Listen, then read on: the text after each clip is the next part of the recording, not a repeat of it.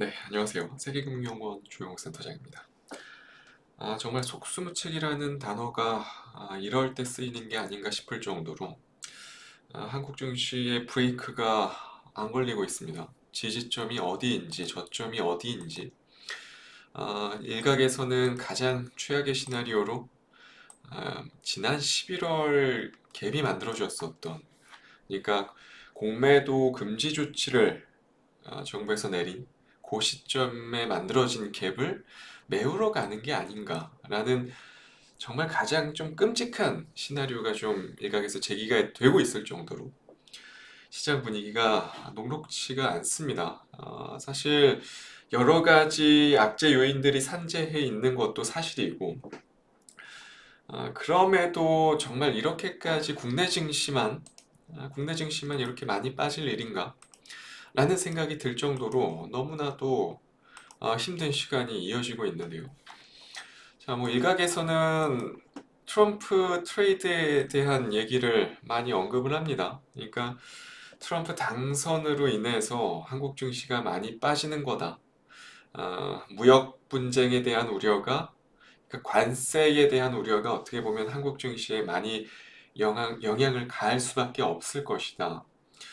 이러한 언급들을 하면서 어떻게 보면 한국 증시 내부적인 요인들을 지금 찾고 있는 그런 상황인데요. 근데 어떻게 보면 트럼프가 당선이 됨에 따라서 실질적으로 미국의 무역 적자국 순위는 1위가 너무나도 이거는 월등히 높은 수치인데, 보시는 바와 같이 계속해서 중국이 놓친 적이 없습니다. 미국 무역 적자국 순위를 1위를 놓친 적이 없고, 2위 멕시코 역시도 어떻게 보면 마찬가지 맥락이고요. 그리고 3위 베트남, 1위에서 3위까지는 뭐 거의 붙박이 수준이고요.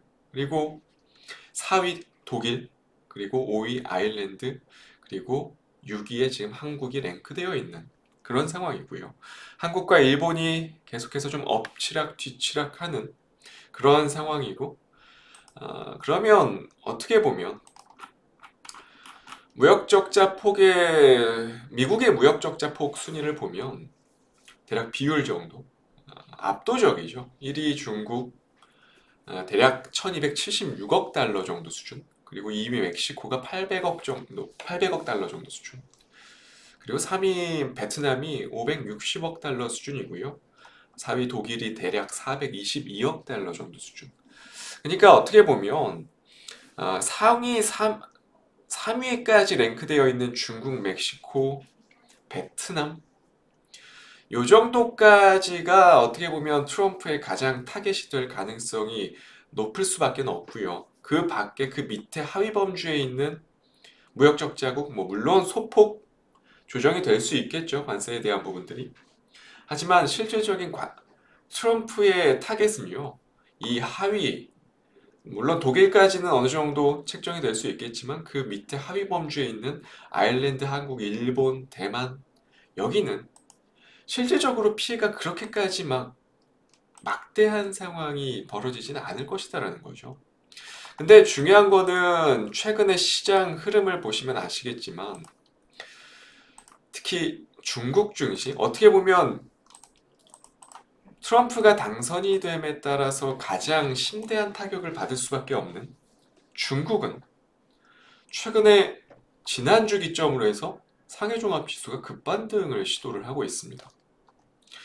심천종합 마찬가지고요. 지난 10월의 고점 수준까지 거의 근접을 한 상황이고, 그러면 아까 보여드렸었던 미국의 무역적자국 2위로 랭크되어 있는 멕시코의 주가는 역시 마찬가지로 그렇게까지 큰 변동이 없습니다. 지난주 11월 6일에 오히려 트럼프가 당선된 그 소식 이후로 멕시코는 오히려 상승 흐름에 놓여 있고요. 그러면 3위였던 베트남 역시도 주봉 기준으로 별다른 추세에 대한 뚜렷한 움직임이 없는 실정이고요. 독일 마찬가지죠. 독일 증시도 일단 상단에서 크게 변동성이 주어지는 그런 양상은 아닙니다. 유일하게 무역적 자국 순위가 상위에 랭크되어 있는 국가들 내에서 지난 8월에 있었던 엔캐리 트레이드 청산이 있었던 그 시기 때 그 가격권 이하로 종가 기준 오늘 2417포인트로 마감이 되면서 8월 엔캐리 트레이드 청산이 있었던 그날 종가를 하회했죠. 오늘 음봉으로. 결코 트럼프의 당선으로 인한 효과가 아니라는 겁니다. 지난주 금요일 정도까지 시장이 눌린 이유들, 이런 것들은 어떻게 보면 트럼프 영향으로 해석할 수 있겠지만 지금 이번 주에 나오고 있는 이 월요일, 화요일, 수요일 하락은요, 보시다시피 삼성전자에서 유발되고 있고 삼성전자의 공포로 인해서 어떻게 보면 삼성전자는 아시다시피 국내 증시에 막대한 영향력을 행사할 수밖에 없는 종목이고 상징적인 역할을 담당하고 있는 종목입니다. 그러한 삼성전자가 이렇게까지 무너진다라는 거는요, 이거는 일반적이지 않은 패턴이고요.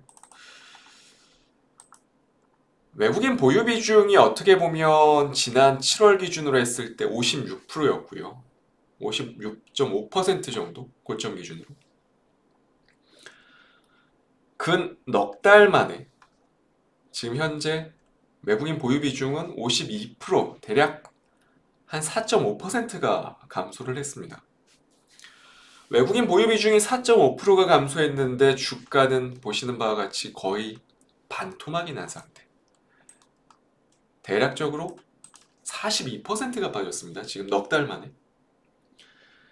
아무리 HBM단에서 기술력이 조금 SK하이닉스에 좀 밀렸다 하더라도 과하다라는 거죠. 분명히. 분기 기준 9조 영업이익을 보여줬고요. PBR이 지금 역사적으로 금융위기 이래로 가장 낮은 수준까지 지금 내려온 상황입니다. 청산가치 정도 수준밖에 안 돼요.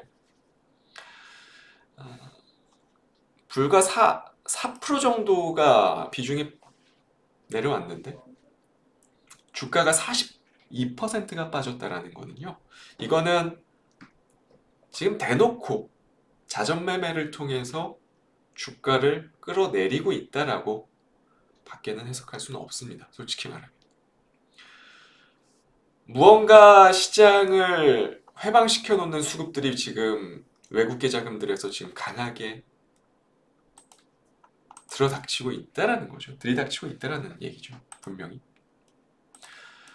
그 이유를 찾아보면 뭐 여러 가지 이유가 있겠지만 작년 11월에 있었던 비이성적인 수급 요인들, 11월 6일 코스피가 장대 양봉을 내면서 5%가 넘게 올라갔죠.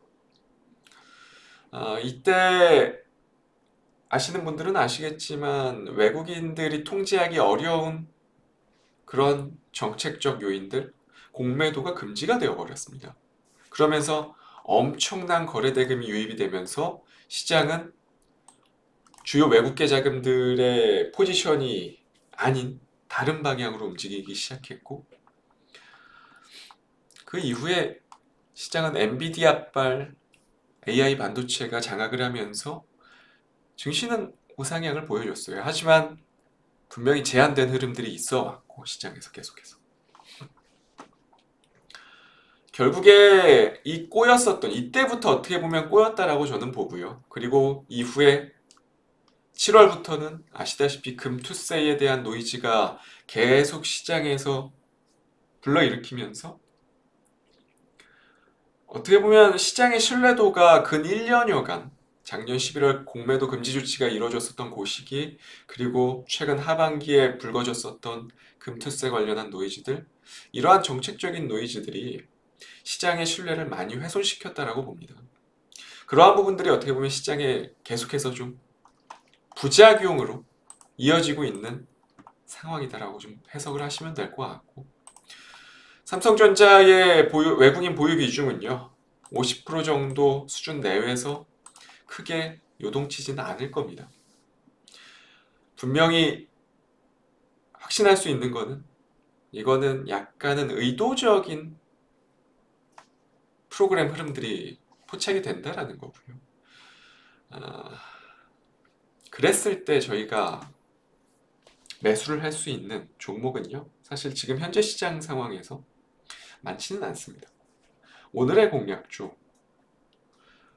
삼성전자를 가지고 왔습니다. 사실 삼성전자는 참 제가 유튜브를 촬영하면서 한 번도 추천을 드린 적이 없는데,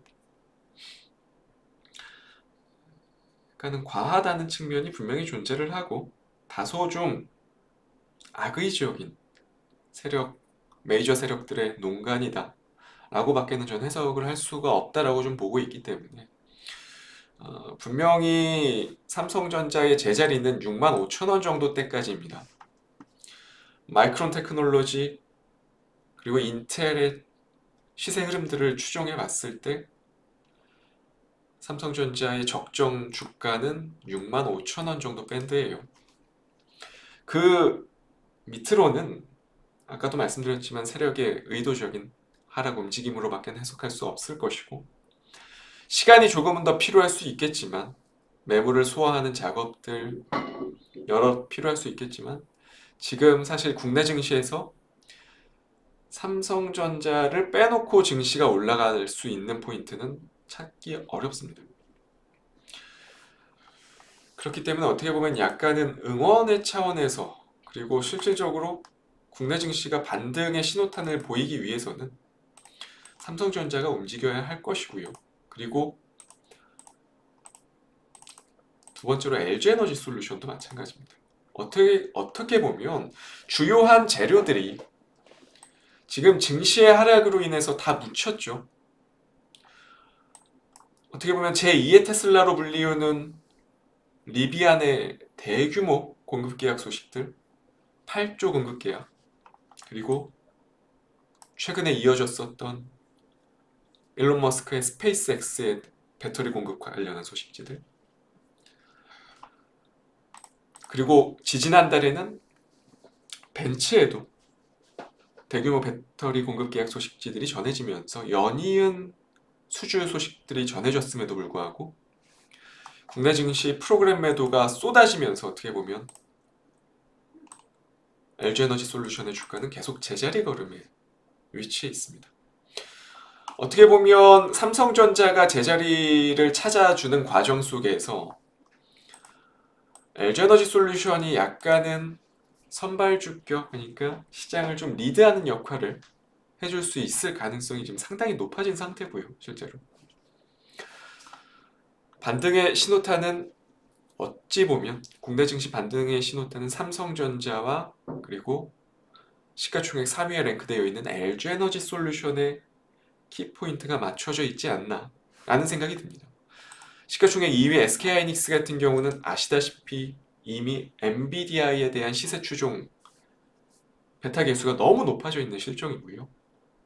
SK하이닉스를 제외하면 사실 지금 현재 시점에서 시장을 끌어줄 종목은 많지 않습니다. 그러한 차원에서 오늘 공략주 삼성전자 그리고 LG에너지 솔루션, 다소 좀 진부하게 생각을 하실 수도 있으실 것 같은데 어쩔 수 없습니다. 지금 시장이 이러한 분위기 속에서 무언가 반등을 모색하기 위해서는 이 두 종목이 키포인트고 해결사 역할을 해줘야 됩니다. 오늘의 공략주 삼성전자 그리고 LG에너지 솔루션이었고요. 다음 주 시장이 제발 조금은 반등을 모색하는 과정에 놓여 있기를 바라보면서 오늘 영상 여기서 마치도록 하겠습니다. 저는 다음 주 이 시간에 다시 찾아뵙겠습니다. 감사합니다.